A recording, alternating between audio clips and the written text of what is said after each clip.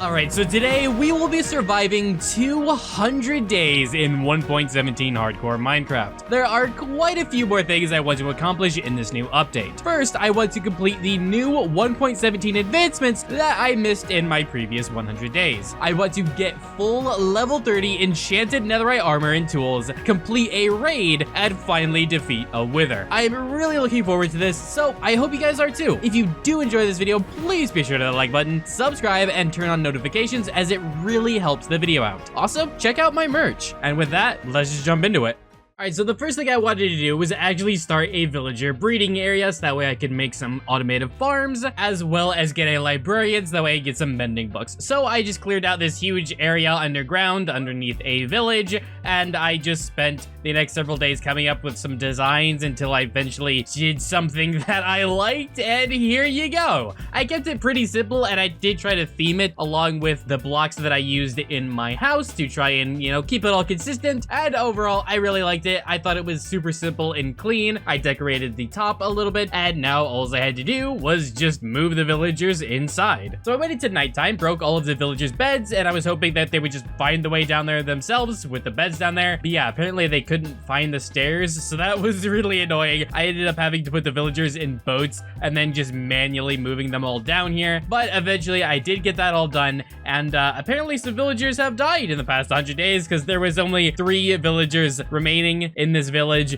but hey, 3 is better than none. I obviously started the breeding process, and we immediately already got 1 little baby villager, so I knew the process was working, and I could move on with other projects. Next, I decided it was finally time to get the rest of my armor and pickaxe to netherite, and for that, I needed myself 16 ancient debris. I did have some gunpowder from the mob grinder that I had, so I made 26 TNT, that was all that I could make, and I used that to try and help me find some ancient debris. Of course, we immediately ran into lava, so that was really annoying. But once I clogged that up, this TNT unveiled 2 separate ancient debris veins. But unfortunately, we are now completely out of TNT and have to do the rest of this by hand. And oh my goodness, it took so very long. As you can see right here, this is where we use the TNT, and then all of this is what I manually mined out to find some more ancient debris. And this isn't even all of it. Over here is a different area that I mined all the way out of to find more ancient debris. I've got 13 right now, so I still need 3 more, but I do need to spend the next day or so repairing my pickaxe. And I have to admit, I wasn't exactly the most efficient in the world when I repaired my pickaxe. It usually took me a day or 2 when I was at the surface, but yeah. So this took a lot longer than it probably had to, but eventually, once we were nearing around day 121, we finally found our last ancient debris that we needed, and we could leave the nether. And then obviously, again, showing you we got all of our armor to netherite, and then our pickaxe as well. And finally, we are done. Next, I wanted to get mending books so that way I could apply mending to all of my armor, so that way none of it would break. And for that, I was going to need an absolute ton of sticks to trade with Fletchers, so that way I could get emeralds, so that way I could trade for the mending books. So doing that is really simple. I did sort of AFK every now and again when I came back to the overworld to repair my pickaxe to hopefully have more villagers grow. So that way, by the time we got back here, we already had tons of villagers. And now that I had all my emeralds, all I had to do was get a librarian to give me mending, which is pretty simple. You just break and replace a lectern over and over and over again until they offer a mending book. This villager eventually did, but they wanted 36 emeralds, which is probably the most expensive I have ever seen a villager ask for mending in my entire life. So I'm like, nah, get out of here. So I kicked this villager out, and I got a different villager, and I figured we would try with them. Until eventually we got offered 19 emeralds for 1 mending book. Not entirely certain why they were discounting me 1 emerald. I don't really get that. Maybe because I fed them earlier for breeding and they liked me. I honestly don't know. With that, we were able to get 3 mending books. Obviously not enough for all of our armor and tools, but good enough start for now. I put down the 3 things most likely to break, and that is my elytra, helmet, and boots. I then went and mined even more wood got even more sticks to trade for even more emeralds, so that way we can get more mending books. And with all of that, we were able to get 4 more mending books, which is basically enough for the rest of everything I needed. So I put it on my chest plate, my leggings, my sword, and I still needed to put it on my axe and my shovel, but unfortunately I only had 1 mending book. And also my axe and my shovel weren't max enchanted with efficiency, so I figured I would make them max before actually putting mending on them, because I figured that would make it a bit cheaper with XP by combining 2 axes and shovels. So I worked on that for several days, because it took me quite a while to actually first mend all of my armor and stuff before I started gaining XP. But eventually we did start enchanting. We got our axe and our shovel to now max enchantments, and we also got the other mending book that we needed, and we could put that on both of those.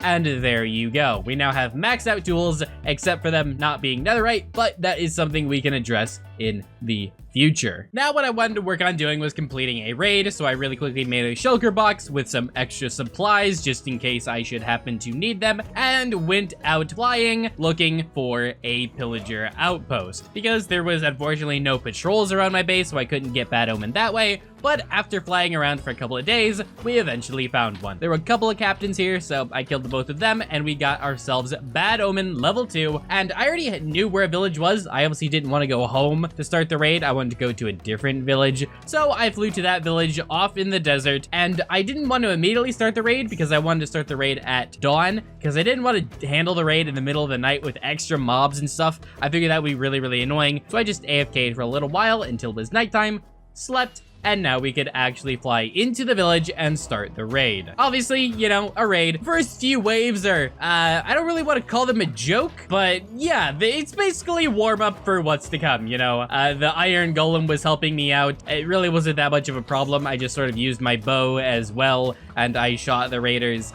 Yeah, the first few waves are really nothing to write home about. They're quite simple. But then we start getting these summoner pillagers, and we get the giant rhino things and fairies flying around attacking us, and that is when things actually start to get a little bit scary, even with full netherite armor. First thing I wanted to do was take care of that sorcerer on top of the rhino, and I know it's not actually a rhino and it has a proper name, but I refuse to call it anything else other than a rhino. I also went around, found the other sorcerer, took care of them, so I had no more stupid fairies flying around, and we could work on taking care of the rest of the pillagers. I just sort of ran away a little bit using my bow. The witch accidentally gave me regeneration, so that was really nice for a little while, and we took out the rest of that wave. I actually thought it was over, that wave. I thought that was the last one, but then it wasn't.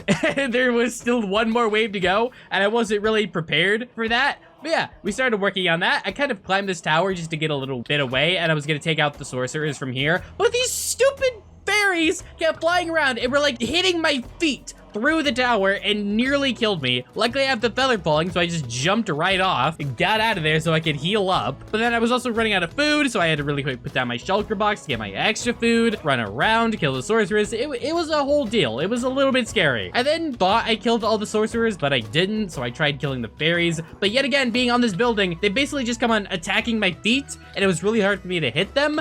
And then, yeah, for once in my life, I actually needed to use the Totem of Undying. I've never had to use that before. I've never been that close to death, but for once, yeah, it actually came in handy, and I was really happy I actually had one. Using the regeneration I got from that, I was able to easily just charge in and take care of the rest of the raiders. Really no problem at all. The regeneration from that was really nice. I found this last raider hiding in the house, and we have officially completed the raid. I don't know if you really want to call that a successful raid completion, because this one little villager is the only villager that survived, so I didn't really do that great of a job. But hey, I mean, one villager is better than none, so there you go. Next, I needed to work on one of the achievements that I missed in the past 100 days, which I didn't think it was possible for snow to actually collect in a cauldron, because I AFK'd with one cauldron for like 10 minutes, and snow never gathered in it. But yeah, after doing some testing in a creative world, I eventually found out that it is possible. It's just so incredibly slow. And after 15 minutes of AFKing with all of these cauldrons, we got one 1 level of snow in there, which is not enough to pick up with the bucket.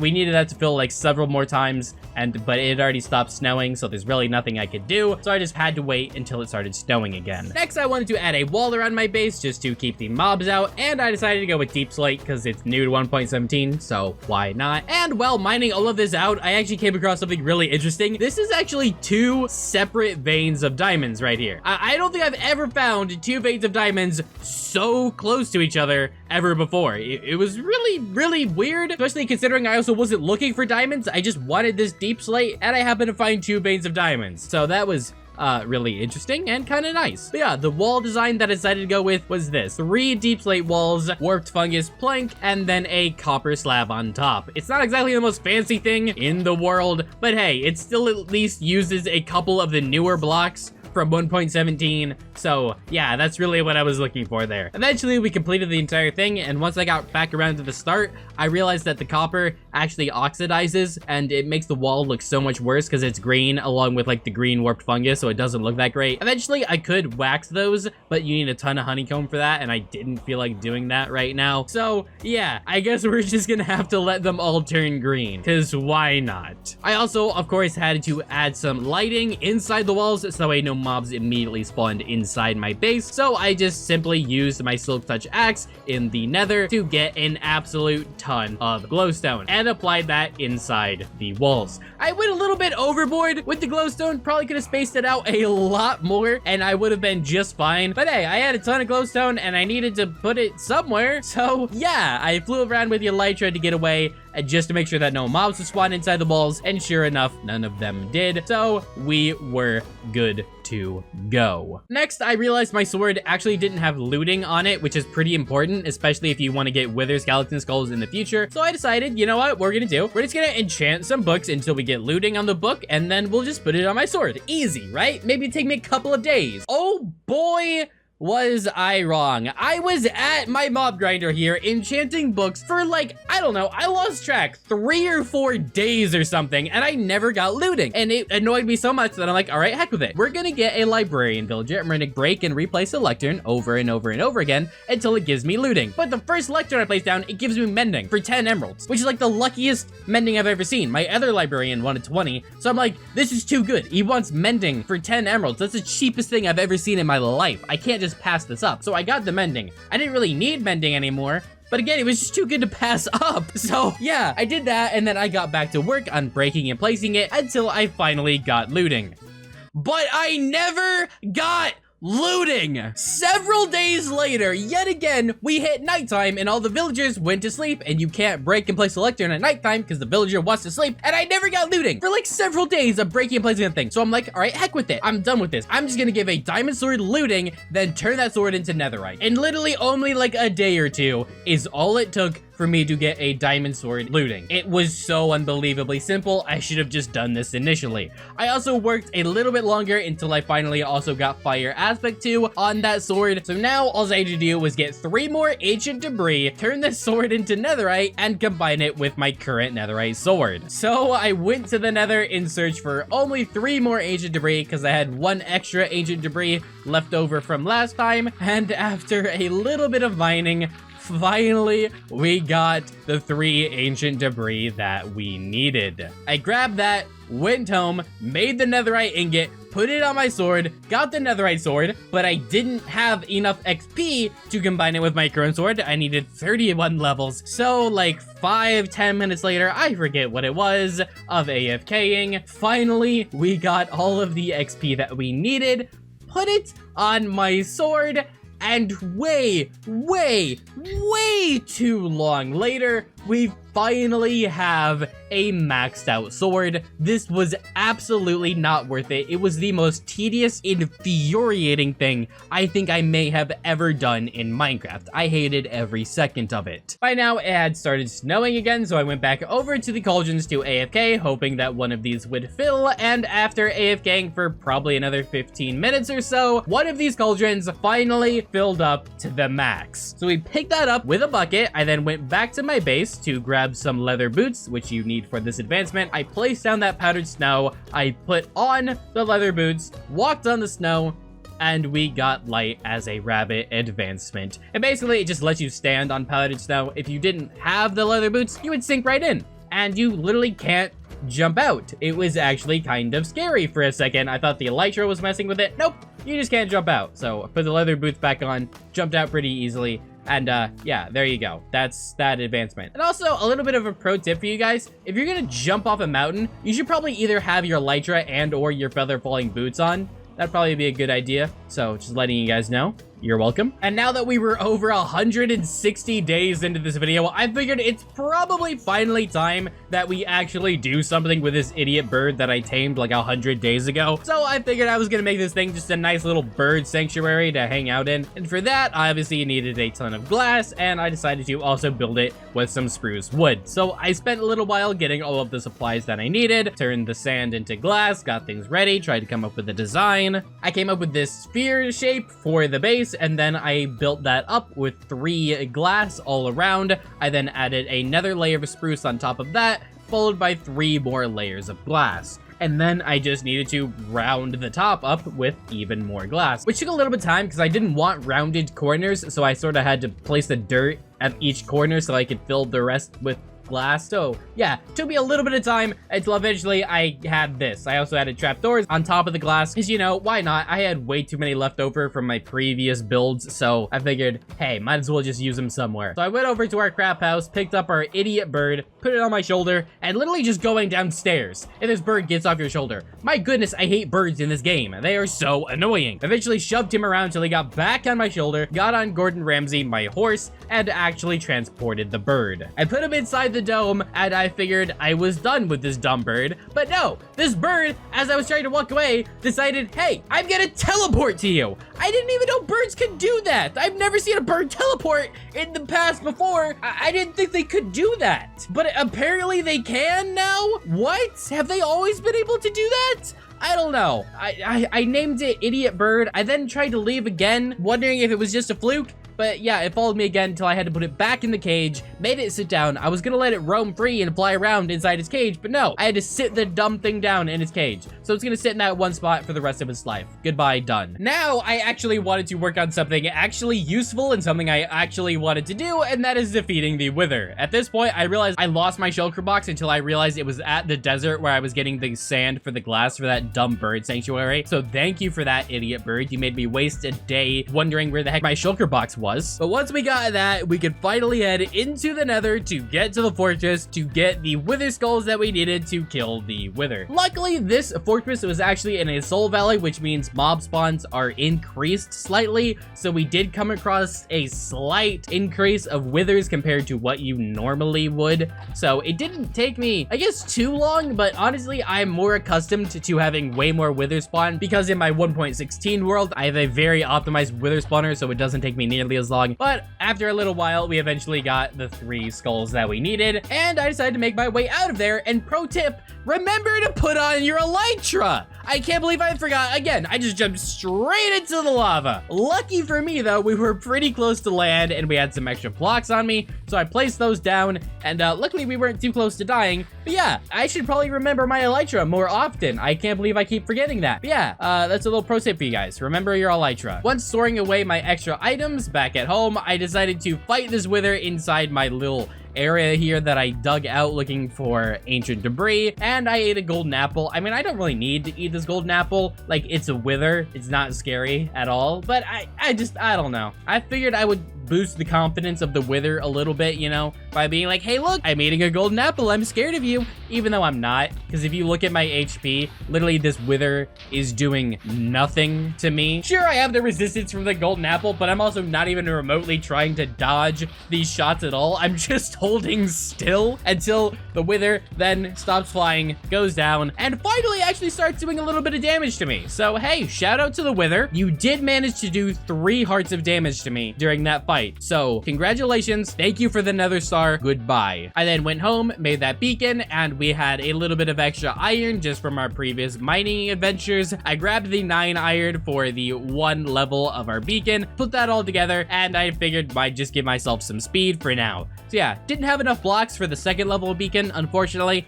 but hey, one's good enough for now. And by now I realized I had some extra time left before our 200 days was up, so before killing the ender dragon again, I decided we were going to make an iron golem grinder, just that way we could get, you know, some unlimited iron, because why not? Overall, building this thing isn't too complicated. It only took me like a day to put it all together, but the most challenging part is actually moving the villagers and the zombie in the actual spawner itself, which takes quite a lot of effort. You needed quite a lot of rails for that, and it's a little bit complicated. But yeah, I went to a mineshaft to get the rails that I needed, and I need to move the villagers from my breeding area along this path and all the way up to the spawner. So as you can see, we needed a ton of rails, as well as I had to mine more gold so that way I could make more powered rails. I decided to sit around and wait for nighttime because I figured it'd be a lot easier to transport them at nighttime, and this one villager decided to be annoying. Usually it's pretty easy to move a villager, it's not really that hard, but I don't know why this one singular villager decided to be a pain in the butt. I don't get it. Literally, he shoved my minecart away rather than getting in, and then he just climbed out of the pit and started walking away. Like, what? I didn't even think they could do that. I thought the rails messed with their AI and they couldn't climb away, but they did, and I'm like, all right, heck with it. I'm done with this villager. He'll die to a zombie anyway. I literally don't care. I'm gonna get a different villager. And literally, look at this. This villager actually cooperated. This is what like every villager does. It just gets in the minecart. There you go. Super simple. So shout out to this villager for being actually good, you know, unlike the other one. I'll call him Dave. I like Dave.